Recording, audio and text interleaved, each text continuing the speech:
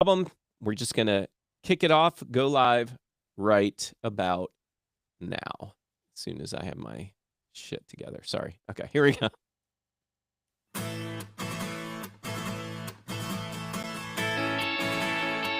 Good morning, podcasters. Today is Thursday, May the 7th, 2026. And today, the Loud Quiet podcast gives us a chance to unpack conversational flow, opening hooks, co-host dynamics, story detours, and endings that do more than wrap things up. So if you're listening live on Clubhouse, hit the share button, top right-hand side of the screen, and share it however Clubhouse lets you. And if you're catching us via podcast, YouTube, etc., please share this with a fellow podcaster. And now give us about 30 seconds, and we'll get things rolling. Thanks for being here.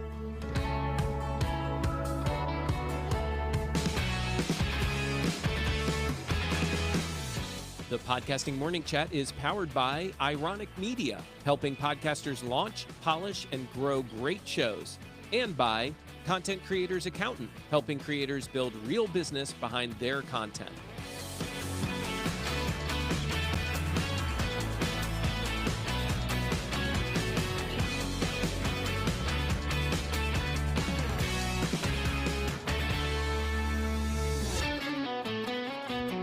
Good morning again, Podcasting Morning Chat. Thank you. Oh, Podcasting Morning Show. Darn it.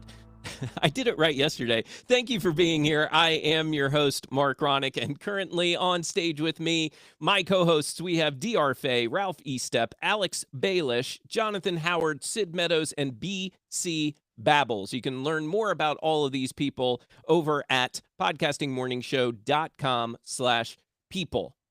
And before we dig into today's evaluation, which I'm really excited about, we want to remind you about our Spotlight series.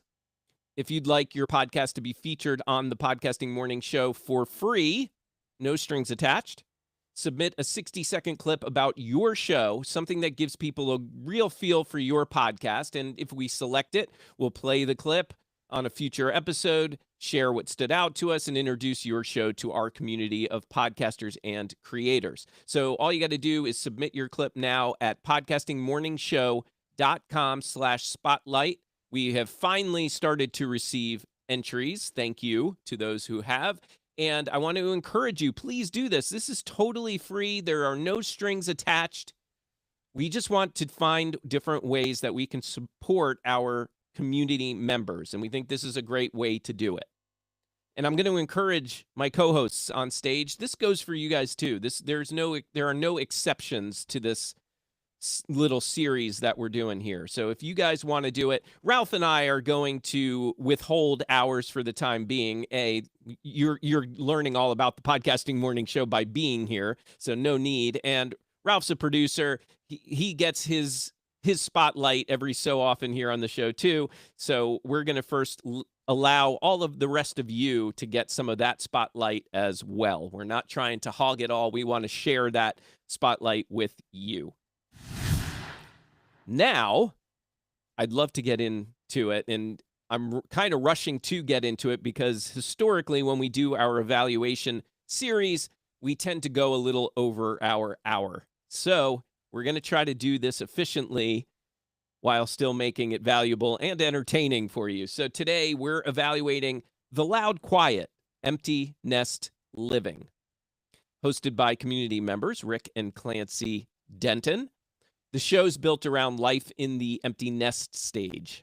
Rick and Clancy are married. They raised kids together, and now they're figuring out what life looks like when the house is quieter, the kids are older, and the parenting role starts changing. The submitted episode, we can't review all of the episodes, so we asked that they submit one, and Rick and Clancy chose Still a Student, Still Our Responsibility? Empty Nesters Debate, episode 130. And before I go any further, if you want to hear the whole episode that we're going to be breaking down today, you can use the link in the show notes or go to podcastingmorningshow.com/loudquiet.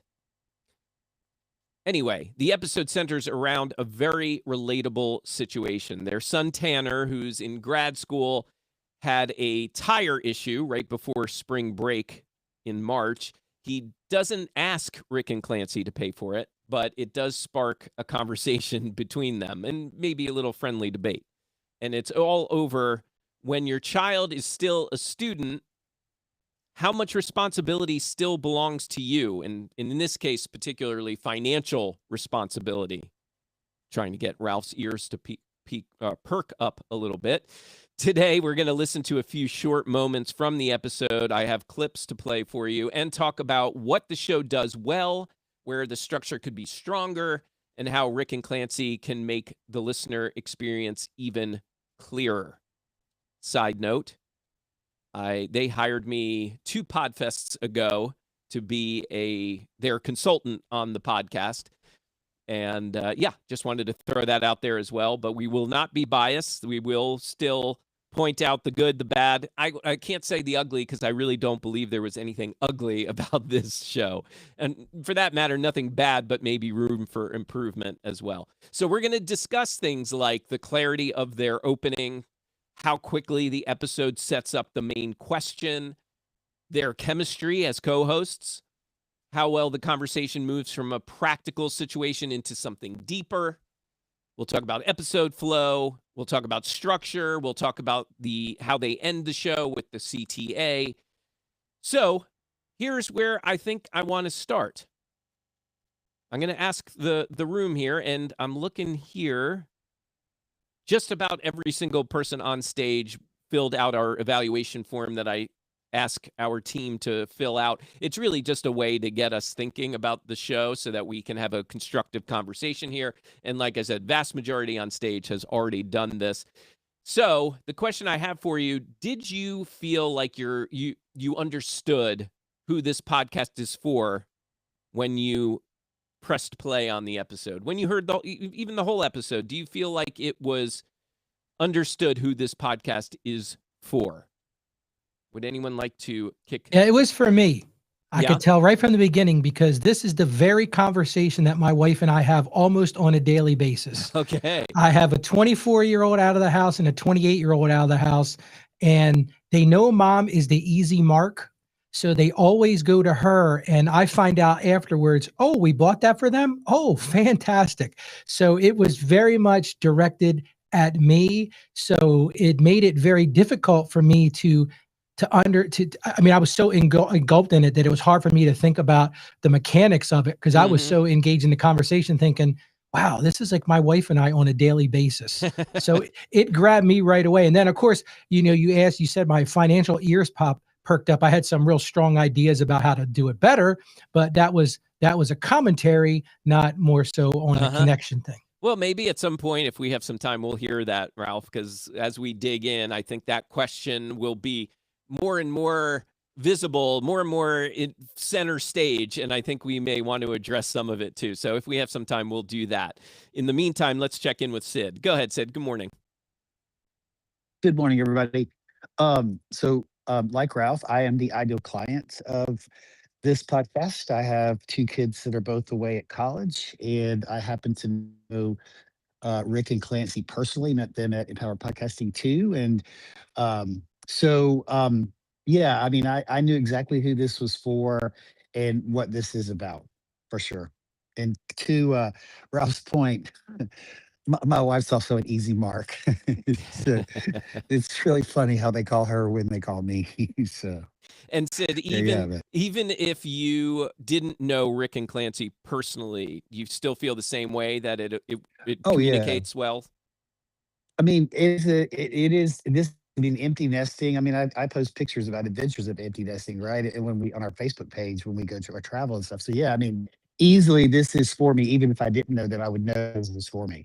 There's a discoverability issue, I think, with the title that I put that we can talk about later. But yes, I would have thought because we've had this conversation. So I think we have a different opinion. Maybe it's just a different way we parent. I think that's the key here. This will hit a nerve with you. This episode, I think, hits a nerve with you on your parenting style. Yeah. And I see Ralph is nodding his head emphatically. Okay. Yeah. And you know what? I do want to do that. I'm going to keep things moving. And I know that historically, we've gone back and forth when we want to talk about the branding, quote unquote, of the podcast we're evaluating. And I want to do it first, and I want to do it efficiently. And since Sid brought up the name, let's start there. So before we listen to the clips, we'll spend just a few minutes on the packaging of the show. So first, let's talk about the series name and the episode title. And we'll start with the series name. The Loud Quiet is the full name. Well, actually, the full name is The Loud Quiet Empty Nest Living. So The Loud Quiet is the name of the podcast. Their subtitle that follows, Empty Nest Living. Now, Sid, let's go to you. You said that you think there could be a discoverability problem because of the name. Let's hear a little more. And I know several people agree with you, by the way.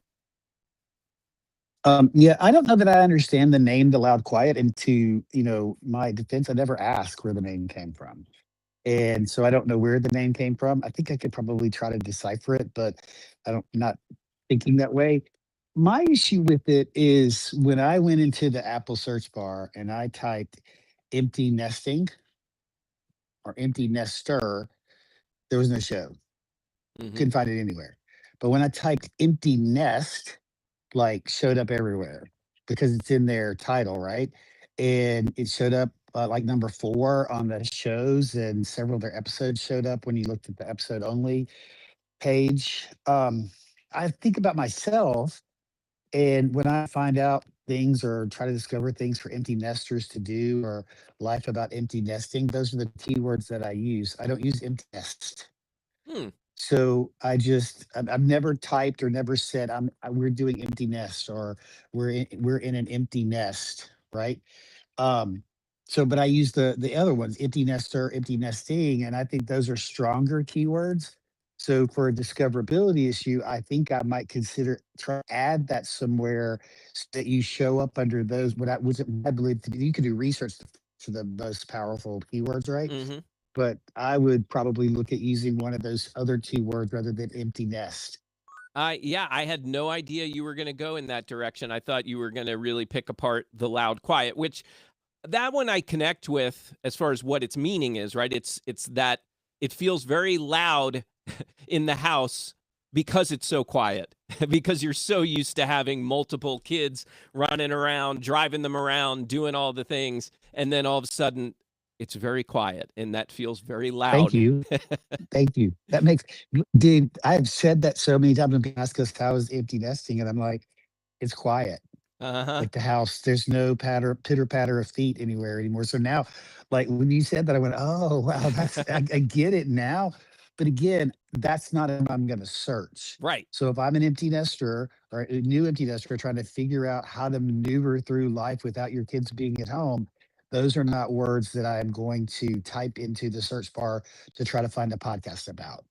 Yeah. And just so you guys know, like I've shared, they hired me as their consultant. That was one of the first questions I had for them was, are you sure you want to go with The Loud Quiet? Because I don't think that that's something that your audience is searching for.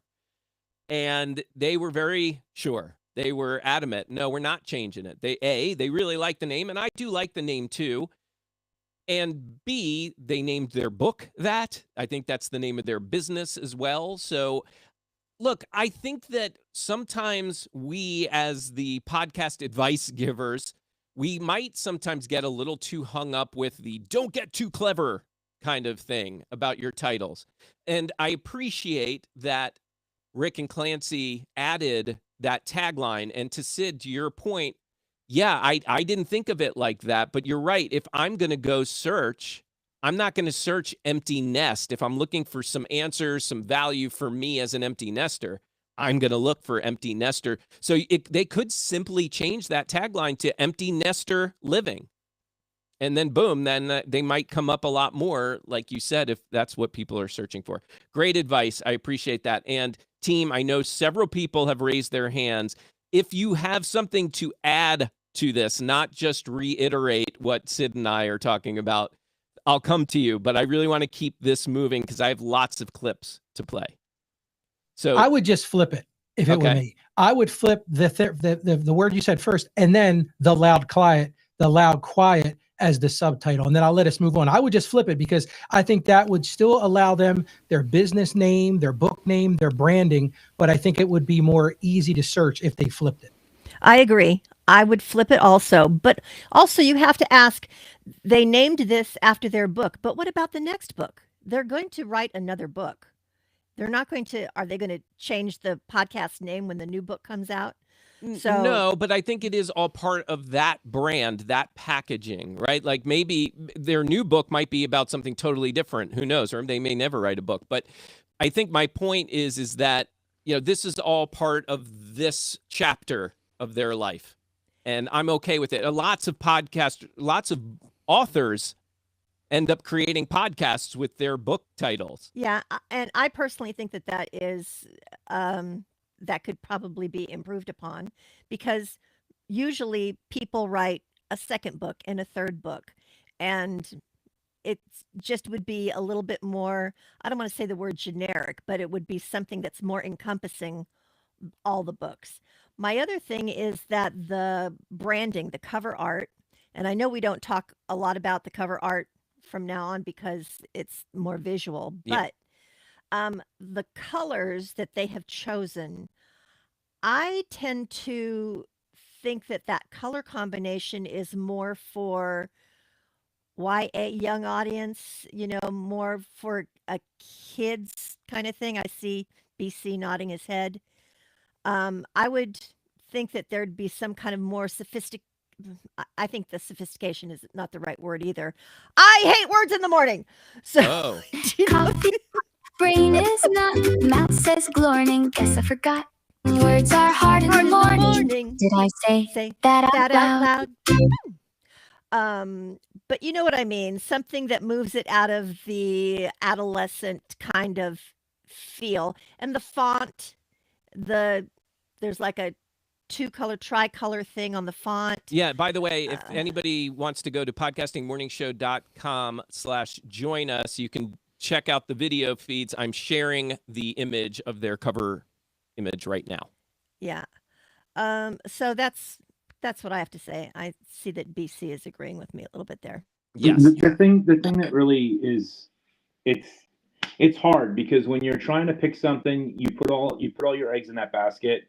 And as much as I don't think that the title, like Ralph said, flip it or do something, I mean, they're going with it. And they may have to make a tweak here or there. So, at the end of the day, let's get to the next clip. Yeah, right. Jonathan, I saw you came off mic. I want to give you the respect and give you the mic. Go No, for it. it's fine. I personally think that it stands out in their niche of things. Like, so when you search Empty Nesters, their podcast cover art stands out. It's bright, it's bold. I personally don't hate it. And I think it says all the things it needs to say on it. Yep. I agree with you. I think it's eye-catching for sure. I think it stands out in a sea of podcast covers. And and it's like you said, it's big and bold. It has everything you need to see to understand what the show is about. So I'm with you there, Jonathan. All right, I want to get to quickly the episode title. Okay, so that episode title, of course, now I've lost it because I was trying to do too many things at once. Here it is. The episode title, Still a Student, Still Our Responsibility. How do we feel quickly? DR, I'll come to you. How do you feel about that episode title? I think the title is fine. It says exactly what the show is about. I was trying to retitle it in my mind, and quite frankly, I couldn't come up with anything that was better than that. Yeah. So I think it's fine. I think especially when you think about their yeah, it's perfect, Alex, especially with their audience, that they're going to get it. What did Ralph was like ready to start yelling at his wife after the title. I mean, and honestly, this is a struggle that everybody deals with that has kids, whether they're, doesn't matter what age, you're always dealing with it. Yeah. Yep. All right. Let's keep things moving. I have a recommendation real quick. Okay, go ahead, Sid. Read the title again. Oh, just Please. here it is. Still a student, still our responsibility. Okay. And then, That's by great. the way, it goes on to say empty nesters debate. Okay, got it. I thought I heard you say still my responsibility, Mm-mm. and I wasn't looking at the title, but yeah, so we're good. It uses the word our. Yes. So that's good. Okay, cool. Got it. All right. So this first clip, let me do this. This first clip, this is the opening of the episode. Rick and Clancy start by thanking listeners because the show has officially passed 10,000 downloads, and this happened last month. That's a meaningful milestone, and it's a nice community building moment. Let me play it, and then let's talk about it. Oops, this week on the Loud Quiet. I'm going to do that again. Still a student. Oh, now it's still playing. Darn it. Still our responsibility? Empty nesters debate. Hey, everyone. Welcome back to the Loud Quiet. Hey, before we get into today's episode, we want to say thank you. Thank you, because we just received notice that we have gone over 10,000 downloads. And while we say we've gone over it, it's actually you, the listener, you, the viewer. You're the ones that are watching this. You're the ones that are listening to this.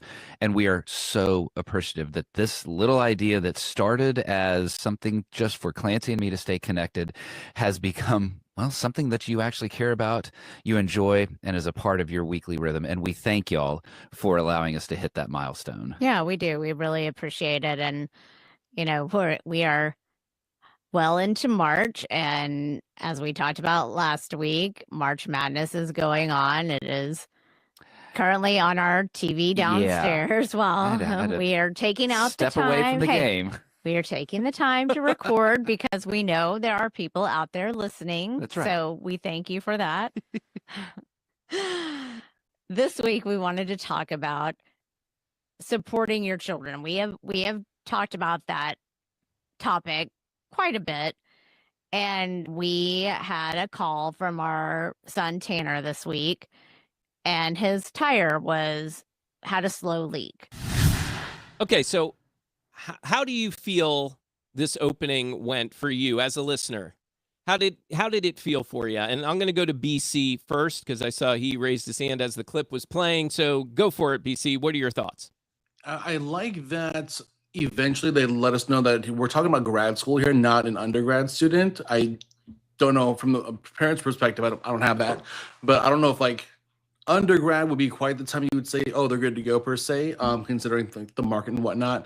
But I do like that they provided this kind of foundational story, where it's kind of like one of those things where it can happen at any time, but it's happening now that they're in grad school, that they've been kind of out there for a while, and that's what prompts the question, are we still going to try to take this on ourselves as parents, or is this the time to make sure that this kid can fly on his own?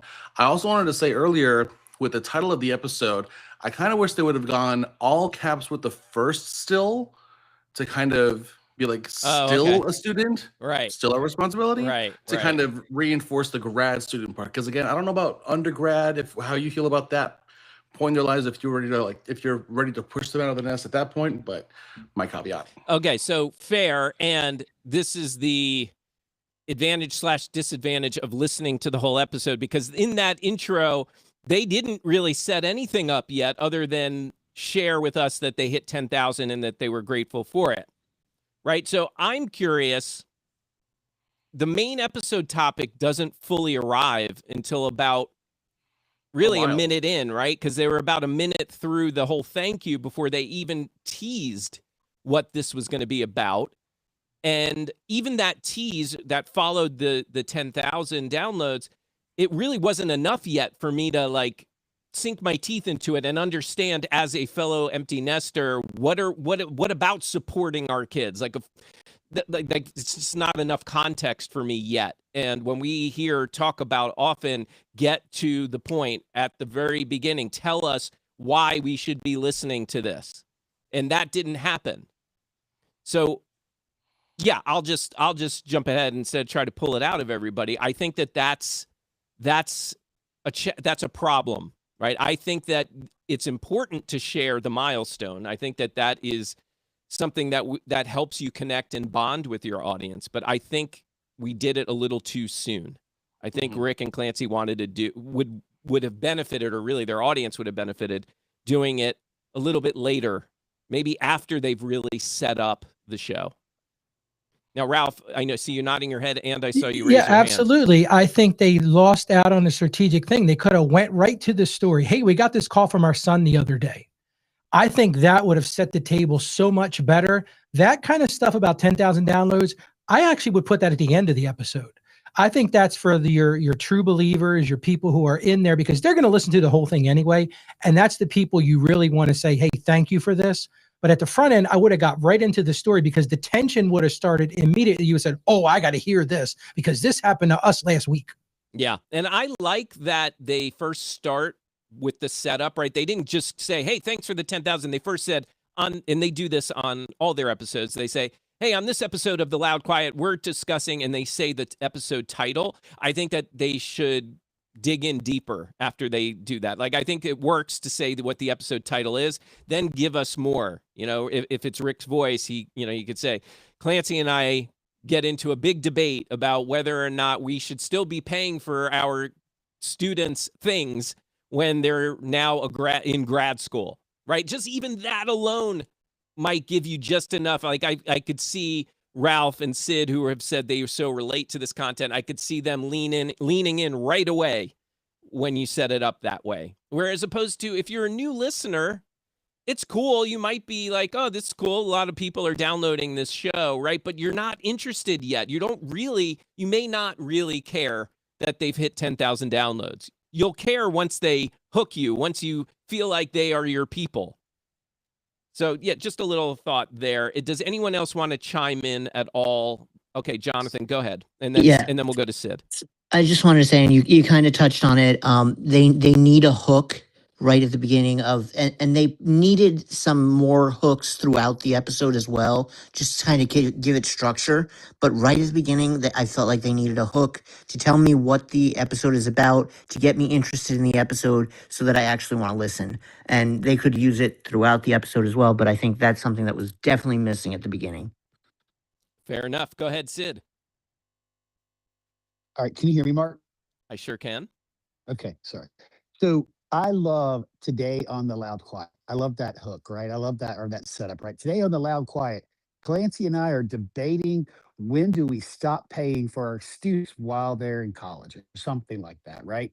And so I really like that because it does tell you at the very, very beginning, what are they going to be debating? Because we know that it's a bit of a debating show, right? And talking back and forth. I also think I don't like the use of the term. No, somewhere it's not in the episode till later, but I don't like the use of the term of grad student. In my mind, as an empty nester, there's no distinction between being an undergrad student and a grad student. They are still a student. That's my mind. This may go to parenting, right? Yeah. But in my mind, they're still a student, so I would not distinguish the two. But the thing that I think was missed, if I was a brand new listener, because I have listened to this show before, but if I was a brand listener, I would be lost as to who they are because they did not introduce themselves whatsoever.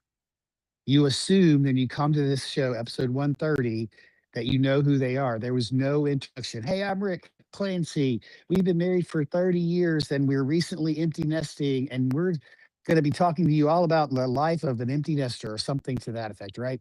At least tell me who you are. There was no introduction. Mine's really short. Hey, I'm Sid Meadows. I'm your host. Just really quick, but I think you could benefit from tell me who you are, especially if I'm a brand new listener, because you kind of just jump right into the content. I appreciate that suggestion, Sid. Yeah, and I also appreciate what you said, like how you do it on your show. It's real quick. It's one line. It's just a way to set up so that new listeners really have a sense of who they're listening to. I think that's really important. Thank you for that one, Sid. All right. Where shall we go? One interesting thing about the intro also is really, as far as the setup goes, the clip I want to play next is where the story turns into a reason to keep listening. Clancy asks a question, and I think that's really the hook, right? So, well, I'm trying to decide whether or not I want to play it first or set it up more, but I'm just going to play it. Let's get into it. Tires. I have a history of having tire Fetish? Is that the word you're looking for? No, it's not a fetish. It's just attraction. I like interest. Yes. I like big don't- tires, and you cannot lie. They're not even big. No. Well, your The wheels ri- were the, on the the rims are big. Yeah. Okay. Anyways, we're not talking about me here. Okay. So this brought about a little bit of discussion between us. So we wanted to see if that resonated with any of y'all, and stay tuned to see Yeah. what Did we what buy the tire? Did we buy the tire? What did we decide, and how did we get to that decision? And let's start with this by saying we were not asked to buy the tire. There was no request that was made. So this is really yours and my internal discussion. Not that we even thought of it that way, but of supporting your adult kids. Yes. And I think we brought some assumptions into this, because my knee-jerk reaction was, well, that sucks. And it does suck. Yeah. But it sucks. Good luck. Yeah. That's what savings is for. Yeah, so I'll come to you in a second. This was the other part I was hesitating to share before playing the clip, and I'm glad I waited. This whole thing that Rick adds in, that Tanner never actually asked them to pay for it, that makes the dilemma more interesting, because now this isn't just about helping a kid. It's about assumptions. It's about boundaries and money and adulting and how parents decide when they should or shouldn't step in. Right. So I actually like that. And again, it took about 3 minutes to get to this moment. And I think this moment, something like it, is what we're talking about from clip 1 that we would have liked to have heard to start the show when we hit play. Let's see. Ralph, you wanted to add something. Yeah, actually, and I thought her story about the big tires and all that was kind of misplaced, because I thought the better way to go would have been that whole discussion of, well, he didn't actually ask us for it. Because if you're a parent, that's what the kids do. They don't come right out and ask. They go, Mom, I got to get some new tires. I'm not sure how I'm going to pay for it. That would have been more impactful for me, Mark. The story about the big rims, and I don't lie, that's kind of funny, but I just don't know that it played where they were trying to take this and that tension that they have between the two of them. Well, for more context, I appreciate that. For more context, I think what was happening prior to where we started the clip, they were getting into a little bit of banter, and I actually appreciated that moment. That's why I left it in there, because I liked that we got to get to know the hosts a little bit, right? I think that helps with the listener's connection to the hosts, right? And the fact that they were being playful, they were giggling, they were having a little bit of fun. I just feel like that sets the right tone, the style of their show, right? And I also appreciate, and we're going to get to this as well, that Clancy does a great job of getting them back on track when they do go on tangents, because they do sometimes. And again, I don't mind a tangent every so often on a podcast. Like I said, I think it helps us get to know the hosts more. Right. So I just think, I think that there is a time and a place, and Clancy does a great job a couple of times through the episode saying, okay, we're getting off track, or she doesn't even announce that they're getting off track. She just reels it back in. And I think that's an important thing, especially when you have more than one co-host, that you got each other's back and you got the show's back. Anything else anyone wants to add about this clip before I go into the next one? Okay. Yes. Oh, Yes. DR does. Well, then, no. Then we'll edit that swoosh out, Okay. and DR has Sorry. something. Go ahead, DR. Yeah, I didn't mind the banter. I think it helped establish the chemistry, even for a new listener like myself. I think it established the chemistry between them, the playfulness between them. So that's what I have to say. Fair enough. Fair enough. Okay, so now is it safe? All right, before I go any further, Ralph, would you take a moment and share tomorrow's episode and our guest? Oh, thank you, Mark. Tomorrow we've got the famous Rob Greenlee going to join the show. We're going to talk about a little kerfuffle he's been in of the word used, fringe, as it relates to podcasting 2.0. But Rob's been gracious enough to join us tomorrow. He's going to tell us about his insight and why he might not have chosen to use that word the next time over. So come join us tomorrow. We're going to talk about podcasting 2.0. We're going to talk about AI, and we're talking about where the whole industry is going from a dude who's been there from very much the beginning, a Hall of Fame winner, and a guy that we can all look up to. We don't always agree with everything he says, but we want to give him the opportunity to tell us what his insights are. So make sure you join us tomorrow morning for that. Yeah, and we don't agree with each other all the time here as well. So that's nothing new, nothing different with this show. And we love Rob. Rob is a great guy. I've had a dinner with him before. I've had chats with him at different conferences. He's a great guy and knows a crap load about podcasting. So tune in tomorrow, 8 a.m. Eastern, podcastingmorningshow.com/join us. All right, let's go to this next clip. This clip is the one, or at least it's one of the best examples of what I think The Loud Quiet does well. The episode starts with a practical parenting question. Should we pay for our adult son's tires? But here the conversation becomes more personal because Rick and Clancy start talking about how they communicate as a couple and how that's changed over time and how this decision revealed something about the both of them. So let me play this next clip. I feel like I have the wrong clip. No, this is right. Oh, man. Hold on. We'll edit this out. How we process choosing to support or not support our adult kid. And it opened up some things in us of realizing the assumptions that we bring to these kind of conversations. Yes. And so we got off the phone and I turned to you and I said, so are we not going to help him out with that at all? And this goes to that I felt like I could directly ask you that question. I may not have felt that way several years ago. Why? That's interesting. That makes me sound like an ogre, and I've never well, felt like okay, it. You know what? I think maybe, no, I don't think it's that. I think maybe I came at it a little softer. I think I probably maybe a few years ago would have said, hey, we're going to help him with that instead of phrasing it as a question. Now that makes more sense because I'm sitting there going, whoa, no, hang on. No, I'm you're going to not. defend No. myself here. That's not how I've approached our life and our marriage. No, I think I came at it a little differently. Oh, I can tell you how you would have said it 5 or 6 years ago. You're not going to pay for the tire? Oh, no. You know what I probably would have done is just texted Tanner and say, hey, we'll pay for your tire. And then I'd see the text and go, what? Yeah. That's not what I thought. Okay. Because that's actually I know, accurate. yeah. Because as the mom, I just want to be like, oh yes, we'll help you. We'll do it.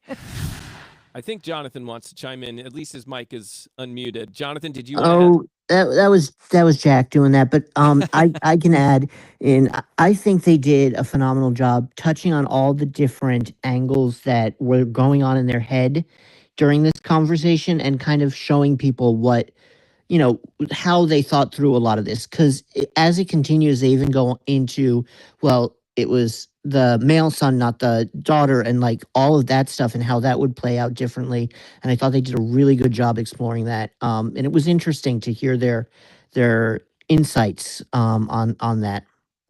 Yeah, I'm with you there, Jonathan. I think, that it's very revealing as to who they are. We get to really get to know them. Again, great for connecting with your audience. I'm with you there. Did anyone else want to chime in on anything here? Sid, go ahead. This whole topic of communication, when I first listened to it, I wrote in my evaluation that I thought at the time that part of the conversation maybe was a little bit too long. And I think I said that was too long and maybe a little misplaced. But now hearing it again, I've changed my mind about that. Okay. But this communication issue is a big topic in the life of empty nesters. Uh-huh. How do we communicate? Who do they communicate with? That would make, and how they do it. I love the very natural flow and like, what do you mean I'm an ogre kind of thing? That's very much, we see that happen in real life, with no mics on. And I think it's a really important conversation that could be had in a separate episode, just about how do you communicate as empty nesters, and how do you communicate with your kids? How do you stay on the same page so that they see a united front, not a divided front? Those kind of, because it's a really, really important topic because just like our kids are learning to navigate school, we are learning to navigate a house without children, right? And so I think it's a really important topic. And now I thank you for changing my perspective on it, Mark. You're welcome, and thank you for sharing yours. I've asked them when I was working with them to save some of their quote unquote discussions, their actual real life discussions for the show, to make those moments feel even more raw and real, which I was giggling because I know that's really hard. I've talked about it with my wife, Amy, before, because we've talked about the idea, the desire to do a podcast together. And I've said to her, maybe one angle is when we have a beef with one another, we save it and we press the record button and see what happens. Ralph, I know you're shaking your head, but I would be willing to bet it would be a very engaging show. I'm sure it would, but when I'm going to go back to Ogre, because I've been called Ogre many times.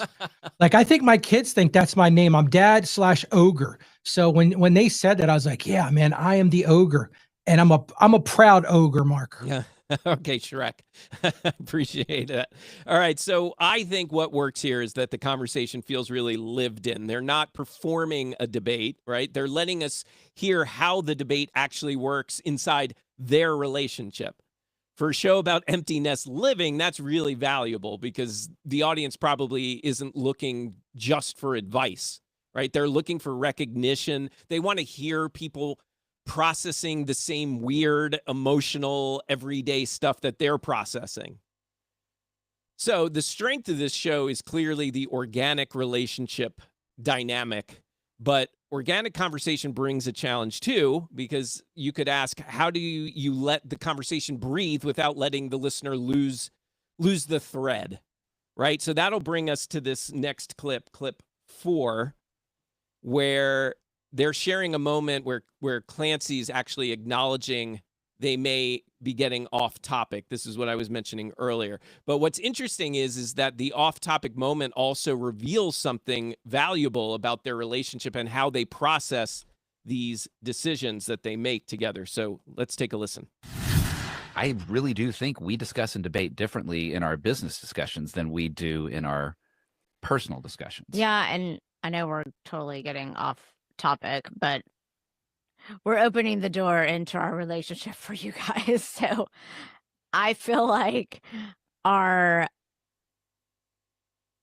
relationship side, I don't feel like there's been as much controversy on that side, maybe because we get all our fights out? Is but maybe because a lot of it gets taken up. We're just going to agree because we're fatigued in discussing and debating the business. Because we have to discuss so much could be. with the business side of things that we're so happy when we aren't discussing those things, that we're just happy to be together. Maybe so. And I think that's an example of what we're talking about here, that the fire may be in the business, but in this case is like, push back on me. Tell me what you're thinking about.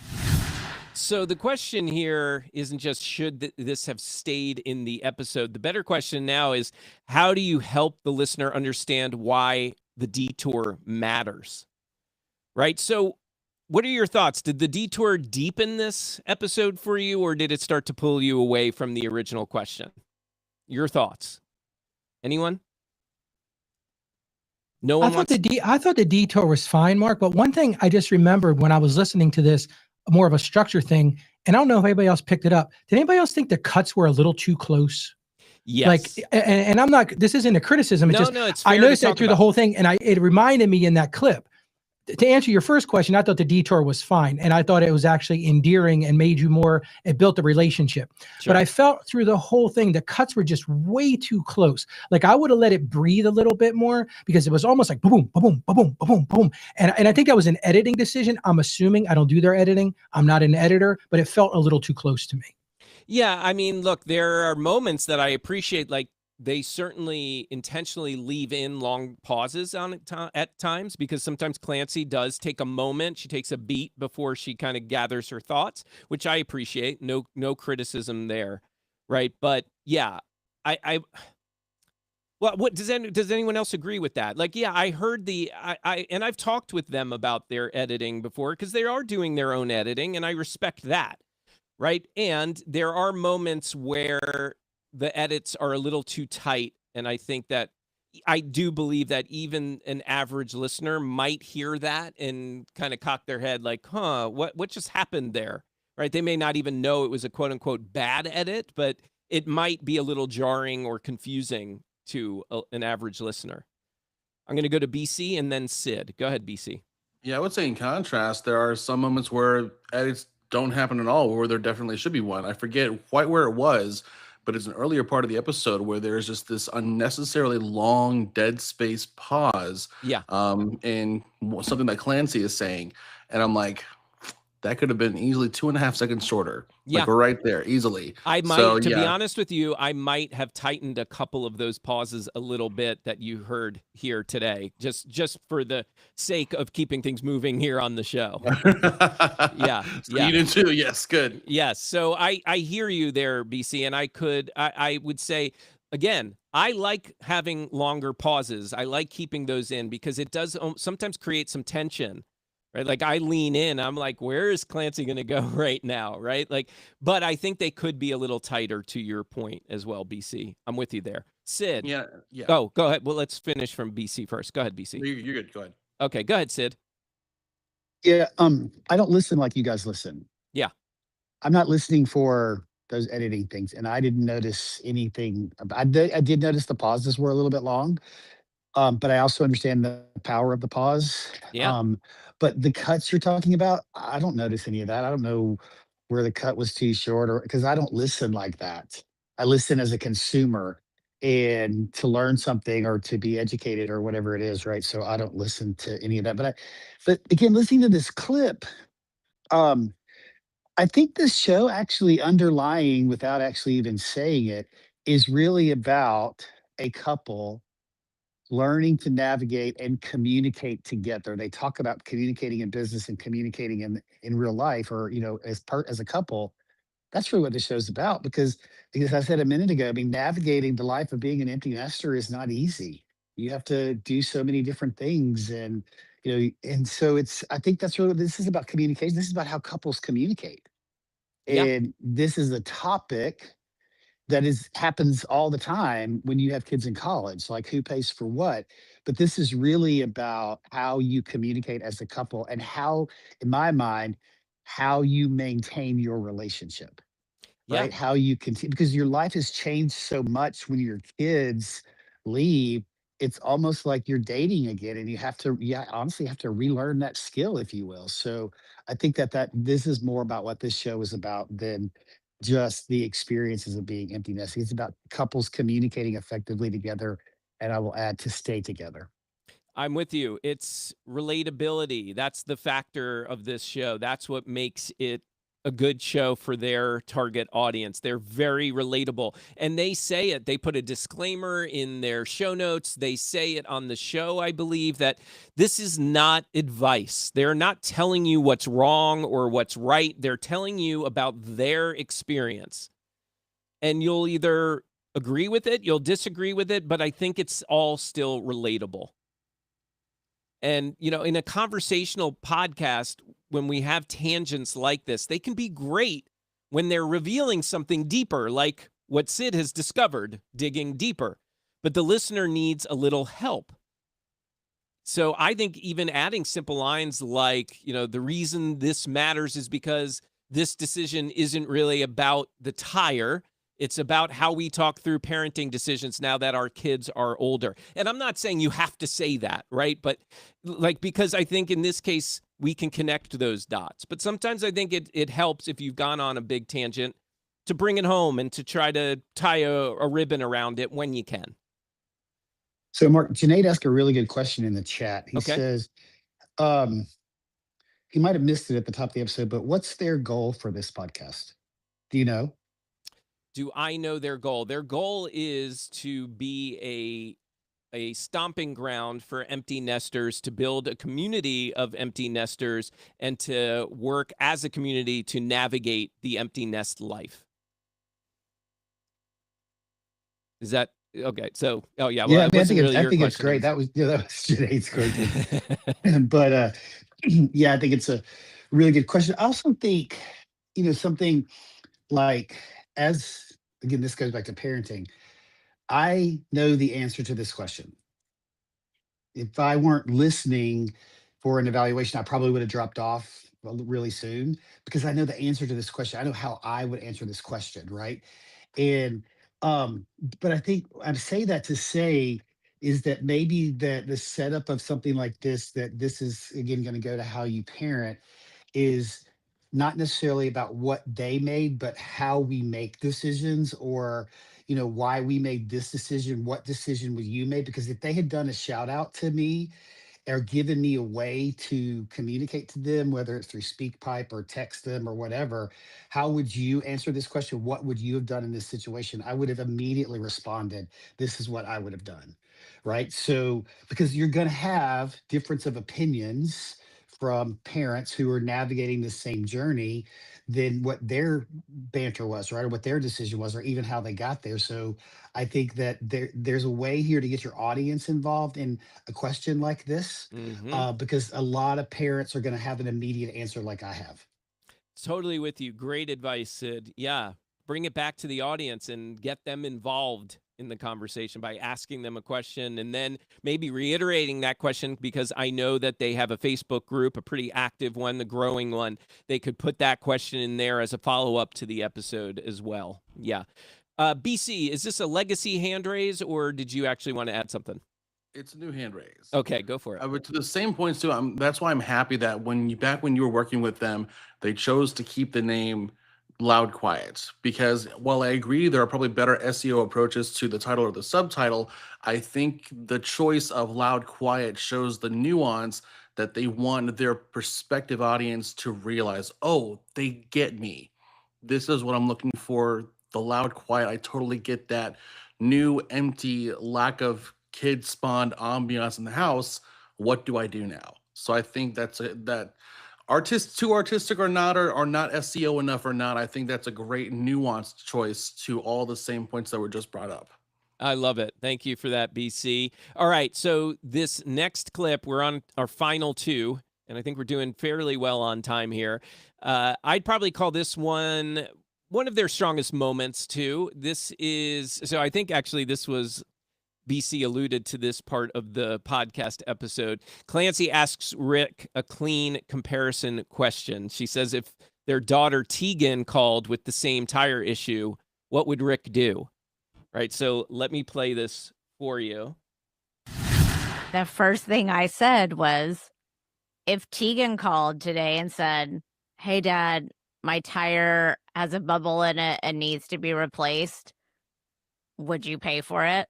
It was a great question to ask, because it hit on all the categories that some are subconscious, some are conscious, that were going on in my mind, in the assumption that I had walking in of, no, of course we're not going to pay for it. And the answer to your question was, yes, I bet we would have. And the reason, we would have. Not I bet. Yes. I think that's fine to say. I guess whenever I'm talking a hypothetical, I'll just leave it kind of that way. And it was interesting to kind of process through the factors behind that. And one of them is undergrad versus graduate, right? There's something mentally, and I think it's because I didn't go to graduate school. So I've thought of myself as a student. I'm not in the quote real world until I graduated from my undergraduate experience. And so because that's when I became I'm in the real world, that has been this mental line in my mind of, all right, you are still under kind of the parental influence, support, and a deeper sense of influence and support when you're an undergrad. So that alone was factor number one. And before we go into any of the other factors that we explored, did that even cross your mind? Okay, so did that comparison create the clearest turning point in the episode? Yeah, Sid, I see you raising your hand. Go for it. Dude, this question made me hit the stop button because I have a daughter and a son. Yeah. And I'm like, holy crap, do we treat them differently? Do we have higher expectations on him because he's a boy? And would we push him to do something that we would not push her to do? She's the older one, right? Made me stop and really think about, as a parent, what do we do? And I don't know that I came up to an answer, but wow, what an amazing question. Because I can tell you, if you have children of opposite sex, you've had this question come up. This has come up in your brain. Are we treating her differently than we treat him? Because that's usually the case. We're going to treat the girl differently. And I kind of am going to sit with Rick a little bit like, yeah, I think I do treat her a little bit different. I'm easier on her. Right. Mm. And so, but yeah, it literally made me hit the stop button and go, wow, what are we doing? And does he notice if we're doing it enough? Does he notice that we're doing it? Mhm. Right? I mean, like the impact on him. So, but my position on this is they're both in school and mom and dad are going to pay for whatever they need. Doesn't matter that she's in graduate school and he's in undergraduate school. Doesn't matter that he's on scholarship and she's not on scholarship. Doesn't matter that she lives in London and he lives in Kansas. It doesn't matter. There are kids, and this is what I mean about is a very different people have different parenting styles. And for mine, it's never even a question. He's had these issues like, hey, this is what happened to my truck. I'm like, go to the place, and I remember this vividly. He had something break on his truck, and I'm like, just go to the shop and get him to fix it. You have a credit card. They each have a credit card. Like, here's a credit card. I don't have to give it to him. You got the credit card. Go get it fixed because your safety is more important than saving money. It's a Mhm. vehicle issue, right? And what did he do? He orders the part online. He tries to fix it himself and he can't. He brings a buddy over to try to fix it himself and he can't. Then he finally gets to school and one of his buddies at school helps him fix it so he can save $200. I appreciate that, but not necessary. Mhm. Right. And so that's why this question just like made me stop and like think, do we treat them differently? And I think at the core of the answer is, yeah, we do treat them differently. And it's something now that I will always think about. So thank you for asking that question. Yeah, and yeah, I mean, I think it hits a lot of areas, right? It hits on their roles as parents. It hits on their children, their genders, the undergrad versus grad, and how differently we might treat each child without even realizing it. So yeah, great. That's what Sid just demonstrated is that again, this episode that we're evaluating really speaks to the target audience, right? Sid really connected with that. DR, you wanted to add something? Yeah, I did. Excuse me. For their new listeners, I just want to remind both of the hosts that whenever they bring up a new name in the episode, for instance, is her name Tegan? Is that the name, Yep, Tegan? yep. I probably would have said, if I had been Clancy, well, Tegan, our daughter, blah, blah, blah, Right. blah. Yes. Yes. So, and that would be for the new listeners. Now, I know we're getting short on time, and I just wanted to mention Yeah. like the biggest opportunity that I see that has been missed is a mid roll for their book or their community. Mm-hmm. Whatever they want to sell at the time. Yeah. Utilize the whoosh that we do all the time in our episodes. Right. And sell some books. At least it might pay for your hosting platform, Yeah, absolutely. I think that's a great suggestion. Thank you, DR. Okay, because as you pointed out, we are short on time, and I'm asking everybody, please stick around because we're really getting close to wrapping up here. But I want to play, let's see. Yeah, let's play it. This is the final resolution to the episode, plus the CTA.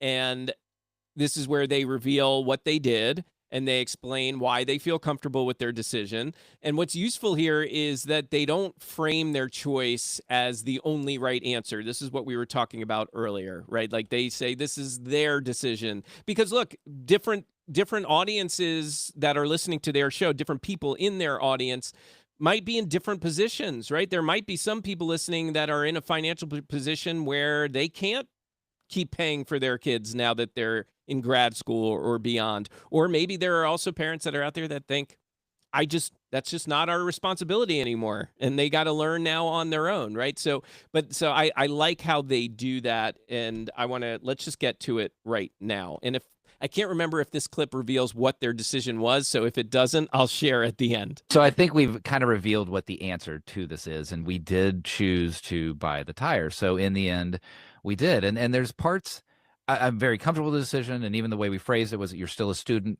we got this. And he was super appreciative. There's still a twinge in me that's like, are we enabling? So it's keeping that sort of radar up. And there's people listening that may go, yeah, you made the wrong Yeah, choice. I don't sure. think we made the wrong choice, knowing all of the factors that fed into our decision. We made our choice. I So like it's the way you not phrase it. it's not the wrong choice. It was the choice that we decided to make. People may not agree with it, but it was our Yeah. choice. And I think that's very, very true. I think it's easier to make that when you do see them being responsible adults in other ways as well. Yes. Yes, that does make you want to Yeah. help them out when things do mess up their plans. So, which we all know, like I said, that will continue to happen. So let them be a kid for a little bit longer while they can.